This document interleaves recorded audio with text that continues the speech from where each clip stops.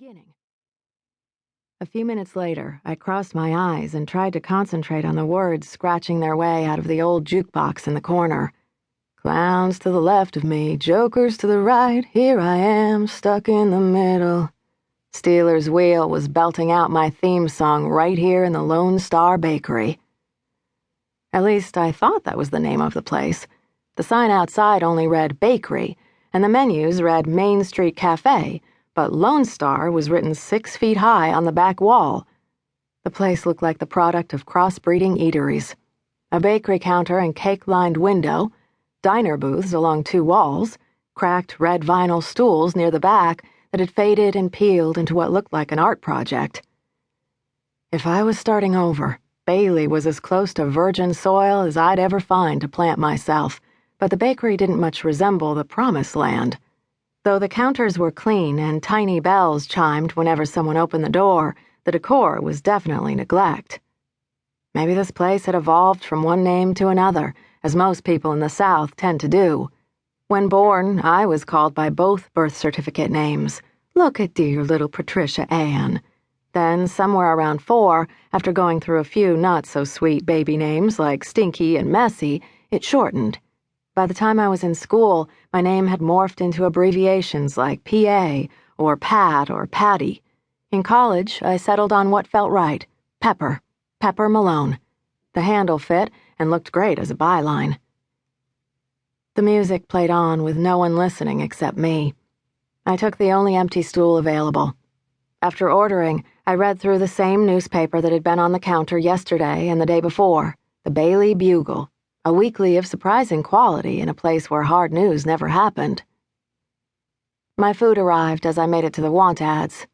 I wasn't surprised to discover no listings under jobs.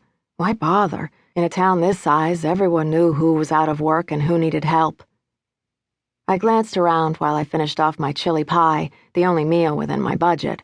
Clowns to the left, hicks to the right, I decided. This place could have been used to study the layers of human evolution.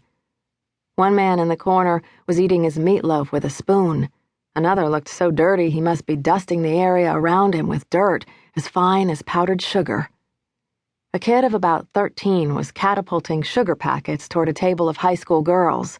No one seemed to notice him, including his targets. I gave him a raised eyebrow, and he answered back with one finger, blowing my belief that Bailey, Texas might be a clone of Mayberry. 2 cheap-suited lawyer types at the first table were arguing over something no one cared about but them. Neither looked like he was listening to the other, just waiting for his turn to talk. As their disagreement rose in volume, the crowd compensated. I shook my head. These locals, rough and loud, were nothing compared to the thugs who suggested I leave Chicago 2 weeks ago after my last article hit the stands. I still bore the bruise on my arm of what they thought of my work. They had to be the bottom feeders of mankind. I don't think they even heard one word of my explanation, even though I was yelling at them as they helped me to my car. I grinned as the baker passed. I may have crossed paths with the worst of mankind, but Lori Fuller, the owner of this place, had to be near to the best. In the 2 days I'd been in Bailey, she had learned my name and welcomed me like an old friend each time I came in.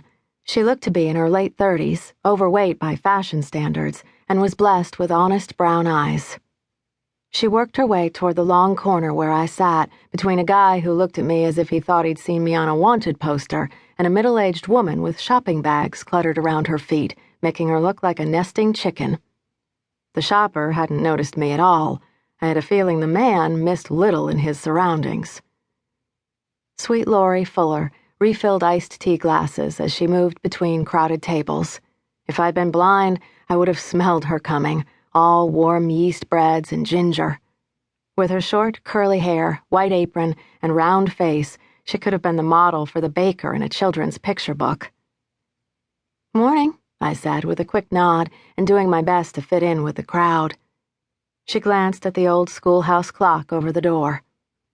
"Almost afternoon, Pepper." As she neared, she added, "I knew you'd think about what I said." "I haven't—" There was no use finishing. The baker turned into a fortune teller before I could say another word. "Now, Pepper," she whispered as she slid a slice of buttermilk pie across the counter that I knew would not